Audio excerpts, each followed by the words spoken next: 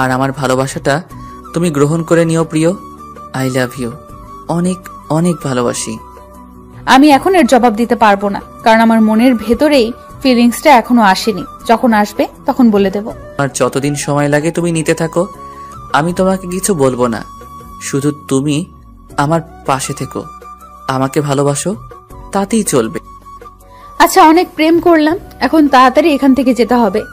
আমি আমার ভাইয়ের জন্য খাবার নিতে এসেছিলাম, কিন্তু রাস্তা পার হতে পারতেছি না একা।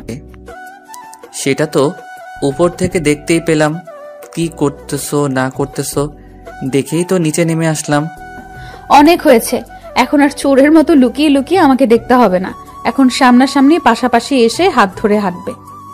অবশ্যই, এই দেহে যতদিন প্রাণ আছে তোমার হাতটার কখনো ছাড়তে চাই না। আমার যন্ত্রণাগুলোর নেওয়ার জন্য তৈরি থেকো।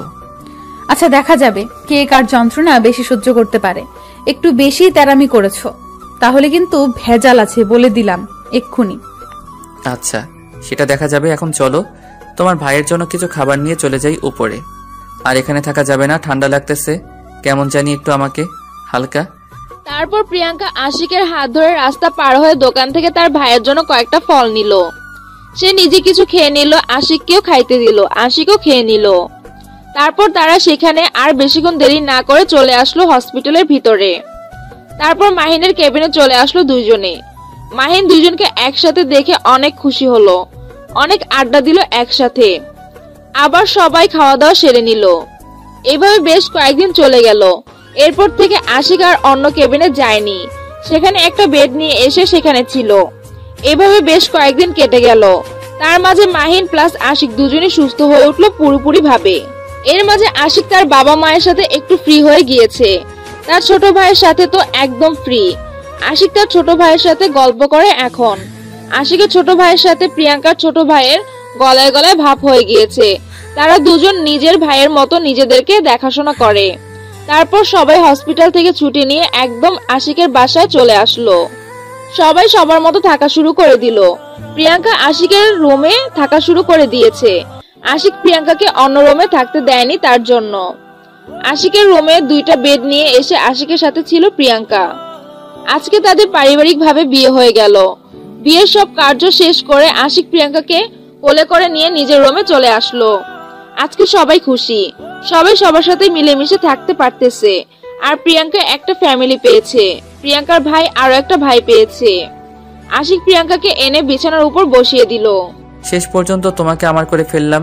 যাই হোক, খাওয়ানোর জন্য ধন্যবাদ। তুমি আমার জীবন এসেছো, এখন থেকে আমার সবকিছুই ভালো হবে। সেটা পরের কথা। এখন কথা হচ্ছে, যদি আমাকে ভালোবাসতে একটু কমতি থাকে তাহলে কিন্তু আমি নাই। সেটার কথা মাথায় রাখবে সব সময়। সমস্যা নাই, ভালোবাসতে কমতি রাখবো না। প্রতি বছর একটা করে বাচ্চা নিয়ে আসবো, তাহলে তো তোমার ভালোবাসার কম পড়বে না, তাই না? ফাজিল কোথাকার।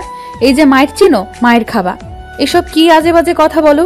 প্রতি বছর একটা বাচ্চা নেই কেউ না নিলে কি হয়েছে, আমরা নেব।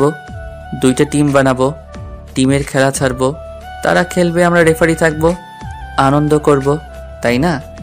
তোমার ভালোবাসার কমতি হবে না। কথা বলবো না, যা ভাগ এখান থেকে। দুই টিম আমার জীবন থাকবে?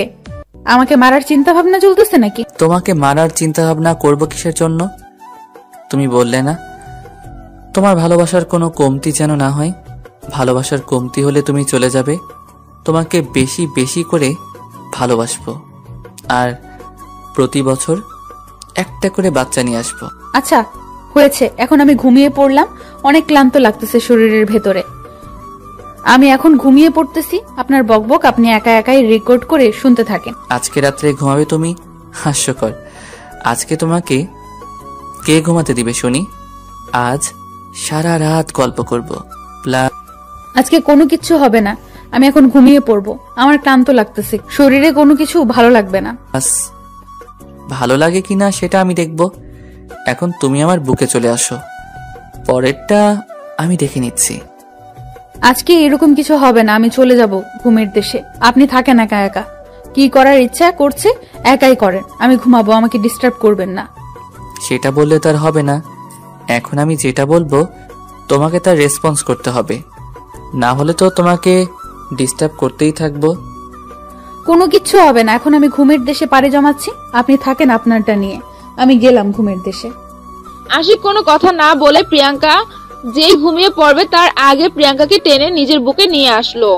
প্রিয়াঙ্কা চোখ বড় বড় করে আশিকের দিকে তাকিয়ে আছে। প্রিয়াঙ্কার মুখ আর আশিকের মুখের দূরত্ব মাত্র 1 সেন্টিমিটার। প্রিয়াঙ্কা আশিকের দিকে এক দৃষ্টিতে চোখ বড় বড় করে তাকিয়ে আছে। আশিকও প্রিয়াঙ্কার দিকে এক দৃষ্টিতে তাকিয়ে আছে নেশাগ্রস্ত চোখ নিয়ে। প্রিয়াঙ্কার ঠোঁট কাঁপাকাঁপি শুরু করে দিয়েছে, আর আশিক সেটা দেখে নিজের যে কন্ট্রোল ছিল সেটা হারিয়ে ফেলে প্রিয়াঙ্কার ঠোঁটে নিজের ঠোঁট দুটো বসিয়ে দিল। আর প্রিয়াঙ্কা চোখ বড় বড় করে আশিকের দিকে তাকিয়ে রইল।